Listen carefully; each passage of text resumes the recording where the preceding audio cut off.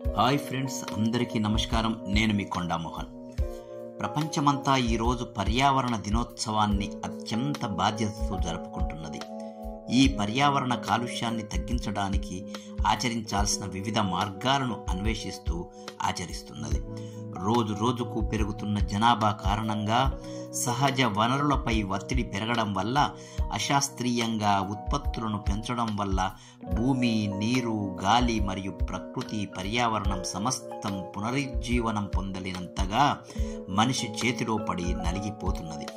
ఈ పరిస్థితులు ఇలాగే కొనసాగితే సమస్త భూగోళమే సర్వనాశనమై మానవజాతి అంతరించిపోతుందనడంలో ఎలాంటి అతిశయోక్తి లేదు. ఎక్కడికో ఎందుకు, ఈ మధ్యన మన దేశంలోనే వివిధ ప్రాంతాల్లో జరుగుతున్న కొన్ని సంఘటనలే ఇందుకు సజీవ తార్కాణాలు. మన దేశ రాజధాని ఢిల్లీలో పొగమంచు కారణంగా ప్రజా జీవనం సమస్తం అస్తవ్యస్తమవ్వడం ప్రతి సంవత్సరం మనం చూస్తూనే ఉన్నాం.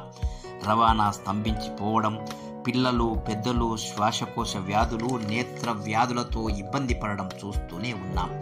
పొగమంచు కారణంగా విమానాల రాకపోకలు రద్దు కావడం, జనజీవనం స్తంభించడం చూస్తున్నాం. అంతెందుకు, మామూలు ప్రజలే కాకుండా సాక్షాత్తు సుప్రీంకోర్టు న్యాయమూర్తులే ఆరోగ్యకర జీవనం లేని ఈ నరక కూప పరిస్థితుల నివారణ చర్యలకు ప్రభుత్వాలను ఆదేశించడము చూస్తున్నాం. అయినా ఎన్ని చర్యలు తీసుకున్నా ప్రయోజనం మాత్రం శూన్యం. పంజాబ్, హర్యానా రాష్ట్రాల్లో రైతులు వ్యవసాయ వ్యర్థాలను అశాస్త్రీయంగా కాల్చడం వల్లనే ఈ ఉత్పాతమని నిర్ధారించడం జరిగింది.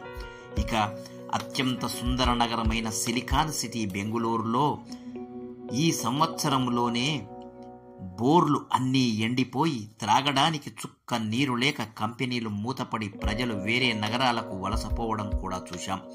1000 ఫీట్ల బోర్లు ఇబ్బడి ముబ్బడిగా తవ్వి భూగర్భ జల సంపదను నాశనం చేయడమే నేటి ఈ పరిస్థితికి కారణం. ఇకపోతే ఈ ఏప్రిల్, మే మాసాలలో ఉష్ణోగ్రతలు 55 డిగ్రీల సెంటీగ్రేడ్ వరకు అసాధారణంగా నమోదై జంతువులు, పక్షులు, మనుషులు వడదెబ్బకు పిట్టల్లా రాలిపోవడం చూశాం. ఇంకో 4 డిగ్రీల ఉష్ణోగ్రత పెరిగితే ఏసీలు కూడా ఏ మాత్రం పనిచేయలేవు.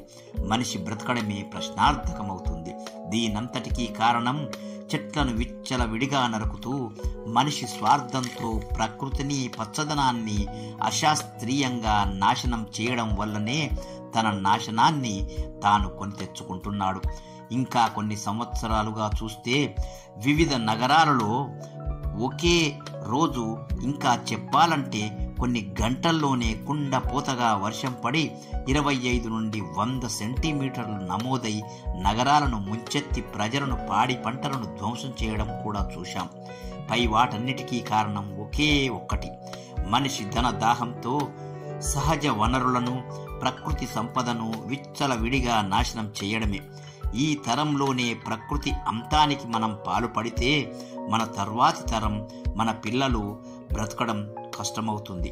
అందుకనే మిత్రులారా, ఇప్పటికైనా మనందరం కళ్ళు తెరిచి రానున్న ఉత్పాతాన్ని ఆపాలంటే ప్రకృతిని కాపాడుతూ పర్యావరణాన్ని రక్షించుకోవడానికి ఇప్పుడే ప్రతిజ్ఞ చేద్దాం. ఈ క్రింది విధానాలు పాటిద్దాం. 3R సిస్టమ్ ముఖ్యంగా పాటిద్దాం. రెడ్యూస్, రీయూస్, రీసైకిల్ అంటే సహజ వనరులను అవసరమున్నంత వరకే పొదుపుగా వాడుకుందాం. వన్ టైం యూజ్ కాకుండా, వేస్టేజ్ లేకుండా ఆప్టిమమ్ యూటిలైజేషన్ చేద్దాం. ఇంకా చివరలో వ్యర్థాలను రీసైకిల్ చేసి వాడుదాం. దీనివల్ల భూమాతకు భారం తప్పుతుంది. ఇక ప్లాస్టిక్స్ వాడకాన్ని తగ్గిద్దాం.